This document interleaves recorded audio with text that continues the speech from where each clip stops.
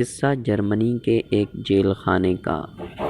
Jail کے گھرانوں کا معاملہ اس قیدی کے ساتھ مختلف تھا۔ وہ اس کے ساتھ نرمی اور احترام سے پیش آیا کرتے تھے۔ آسیہ عارف۔ ایک دفعہ کا ذکر ہے کہ جرمنی کی ایک جیل میں قیدیوں کے ساتھ بہت ہی سخت طریقے سے پیش آیا جاتا تھا۔ اسی جیل میں ایک قیدی تھا جس کا نام شمیدت تھا اور اسے بہت لمبے عرصے کے لیے قید کی سزا دی گئی تھی۔ جیل کے گھرانوں کا معاملہ اس قیدی کے ساتھ مختلف تھا۔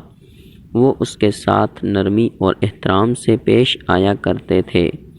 باقی قیدی بہت حیران ہوتے تھے، یہاں تک کہ سب نے یہی گمان کر لیا کہ شمیدت جیل والوں کا ایک ایجنٹ ہے اور وہ ہماری باتیں ان تک پہنچاتا ہے، اس لیے نگران اس کے ساتھ برا سلوک نہیں کرتے۔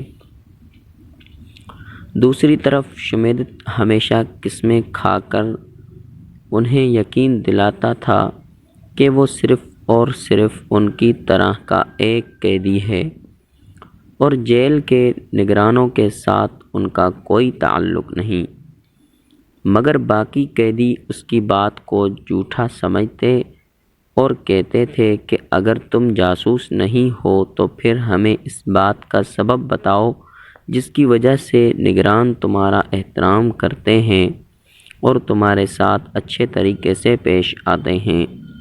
شمیدت کو انہیں سچ بتانے کے سوا کوئی راستہ دکھائی نہ دیا۔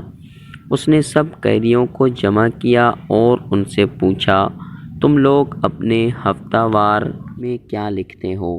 سب نے کہا، ہم ان نگرانوں کی سختی، اپنی ان سے نفرت اور ان ملعون نگرانوں کے اپنے اوپر ڈھائے جانے والے ظلم کو لکھتے ہیں۔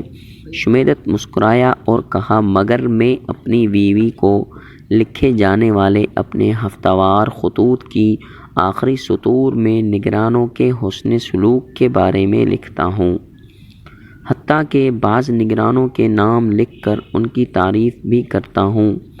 قیدی شمیدت کی بات سے بہت حیران ہوئے۔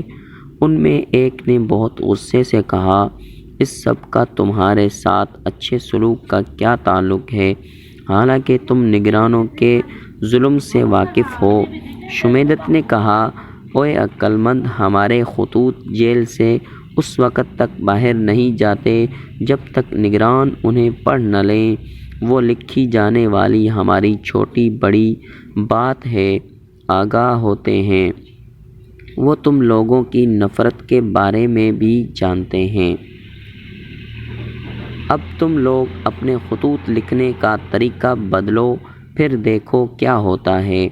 اگلے ہفتے سے قیدی بہت حیران ہوئے کہ نگرانوں کا سلوک شمیدت سمیت تمام قیدیوں کے ساتھ بہت ہی برا ہو گیا۔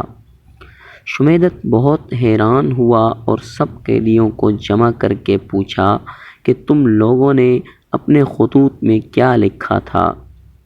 سب نے کہا، ہم لوگوں نے یہ لکھا تھا کہ شمیدت نے ہمیں ایک نیا طریقہ بتایا ہے کہ کس طرح نگرانوں کو دھوکہ دیں اور ان کا اعتماد اور رضا حاصل کرنے کے لیے اپنے ہفتہ وار خطوط میں ان کی جھوٹی تعریفیں کریں۔ امید ہے دوستو یہ کہانی آپ کو پسند آئی ہوگی، تو اس ویڈیو کو لائک کریں اور چینل کو سبسکرائب کریں۔ شکریہ۔